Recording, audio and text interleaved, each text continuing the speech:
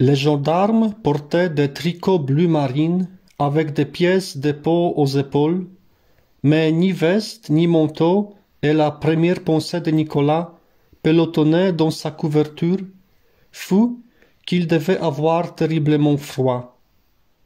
Un courant d'air glacial s'était engouffré dans le café quand ils avaient poussé la porte. On s'attendait à voir un tourbillon de neige sur leurs talons. Le patron était descendu à la cave par une trappe située derrière les bars et il s'écoula presque une minute avant que le bruit dans la salle les fasse remonter, en sorte que Nicolas pensa qu'il lui revenait d'accueillir les nouveaux venus. En d'autres circonstances, ce rôle l'aurait effrayé, mais la fièvre et surtout le fait d'être reconnu comme somnambule lui donnait l'audace de qui se sont absous d'avance, délivrés des conséquences de ses actes. De son coin, assez fort, il dit « Bonjour ».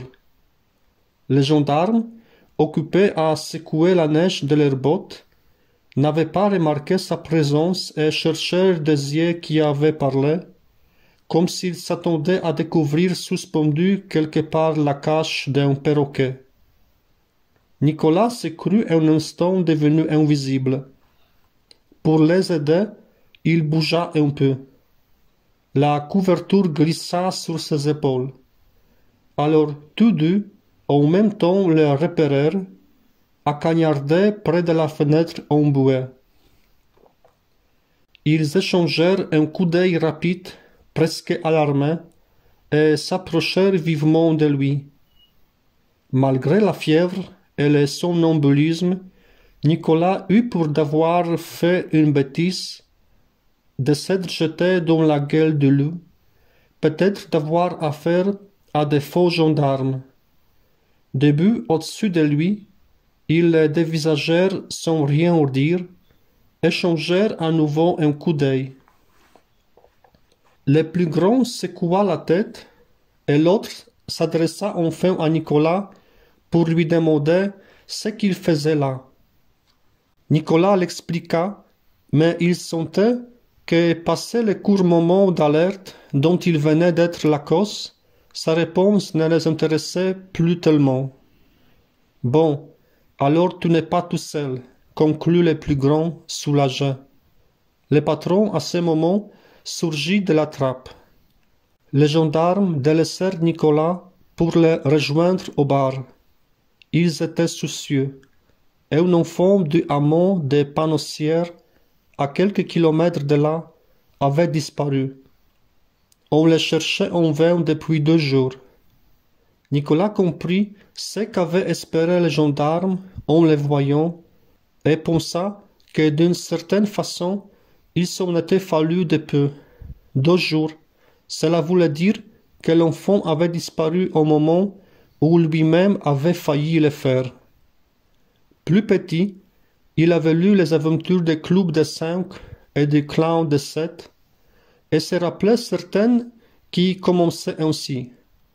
Un des enfants détectives, surprenant une conversation entre adultes, flairait un mystère que la bande ensuite éclaircissait.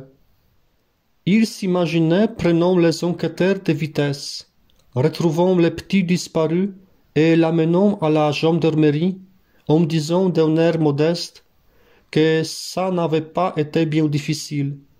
Il suffisait de réfléchir, et puis il avait eu de la chance. Élevant la voix pour se faire entendre et tâchant de ne pas dérailler dans l'aigu, il demanda quel âge avait l'enfant. Les gendarmes et les patrons surpris se tournèrent vers lui. « 9 ans, répondit un des gendarmes, et il s'appelle René. Tu ne l'as pas vu par hasard? Je ne sais pas, dit Nicolas. Vous avez sa photo? Les gendarmes semblaient de plus en plus étonnés de voir Nicolas prendre l'enquête en main, mais répondit avec docilité qu'il avait justement des avis de recherche qu'on venait d'imprimer pour les placarder dans le pays. Il sortit de sa sacoche une liasse d'affichette qu'il montra à Nicolas. Ça te dit quelque chose? La photo était en noir et blanc, médiocrement polycopiée. On voyait cependant que René avait les cheveux blancs, coupés au bol, et portait des lunettes. Son sourire révélait des dents de devant très écartées, à moins que l'une d'entre elles ne manquât. Le texte précisait que la dernière fois où on l'avait vu, il portait un anorak rouge et un pantalon de velours beige et des moon boots neufs de marque Yeti. Nicolas examina la vie de recherche assez longuement. Son ton pesait sur lui les regards intrigués des gendarmes, partagés sans doute entre l'agacement devant ces gamins qui faisaient l'important et l'idée qu'il ne fallait négliger aucune piste. Il fit durer un peu le plaisir, enfin secoua la tête et dit que non, il ne l'avait pas vu. Le gendarme voulut reprendre son affichette, mais Nicolas proposa de la placarder au chalet où séjournait sa classe. Le gendarme haussa les épaules. Au point où on en est, pourquoi pas, dit son collègue, adossé au bar, et Nicolas put garder sa prise.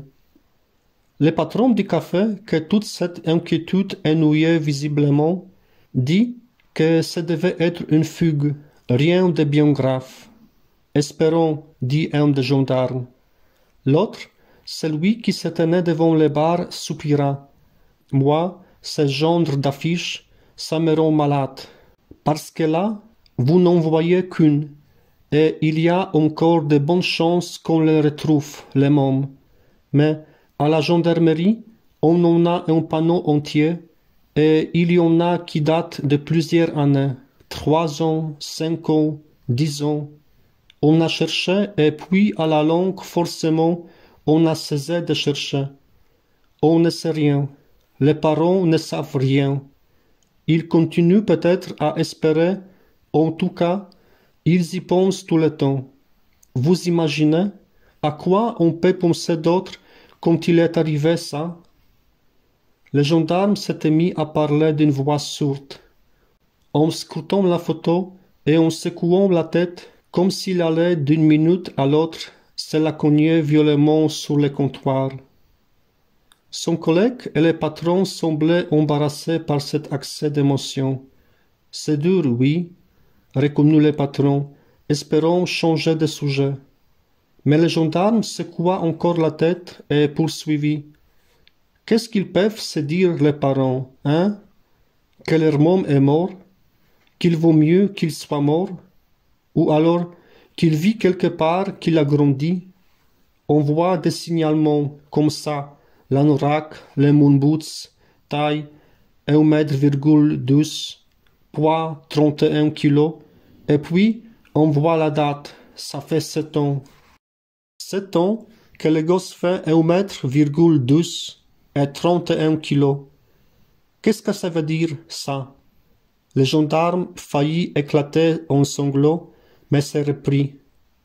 Il poussa un grand soupir, comme pour se vider, s'excuser auprès des autres, puis, sur le ton dont on dit « c'est fini, c'est passé, ne vous inquiétez pas », répéta doucement « Putain, qu'est-ce que ça veut dire ?»